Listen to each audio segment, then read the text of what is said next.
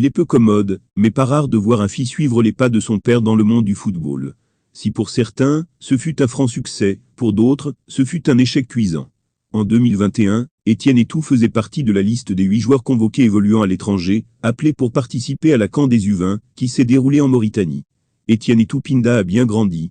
Le fils de Samuel Eto'o, fruit de sa liaison amoureuse avec Pinda, marche dans les pas de la légende camerounaise, devenant peu à peu une valeur sûre du football camerounais. En effet, arrivé chez les U23 de Victoria Guimara, l'an dernier comme stagiaire, Etienne Eto'o est désormais professionnel. Le fils de Samuel Eto'o a signé son premier contrat professionnel avec le club portugais auquel il est désormais lié jusqu'en 2024.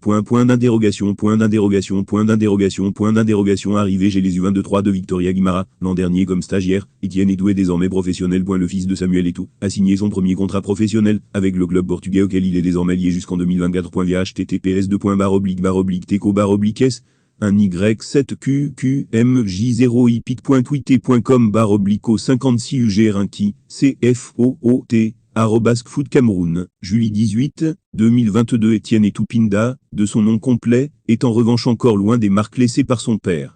Au même âge, Samuel Eto'o commençait déjà à se faire une place en Liga, avec le RCD Majorque. En plus de son paternel, Etienne Eto'o a 2 autres exemples de footballeurs dans la famille. Ses oncles David et Etienne. Aucun des deux n'a toutefois atteint le très haut niveau.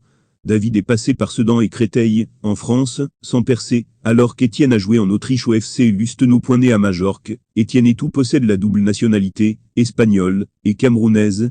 Après avoir connu un nouveau club, chaque année depuis 2019, il s'apprête encore à changer d'air. En février dernier, il a participé à la CAN U20 avec le Cameroun, inscrivant notamment un doublé en phase de poule contre le Mozambique. Convoqué, avec le groupe qui préparait la Coupe du Monde U17, disputée au Brésil entre octobre et novembre 2019, le jeune footballeur avait été recalé à la dernière minute. À l'origine, un décret présidentiel datant de 2014, qui exclut de la sélection nationale des moins de 17 ans, tout joueur évoluant hors du triangle national.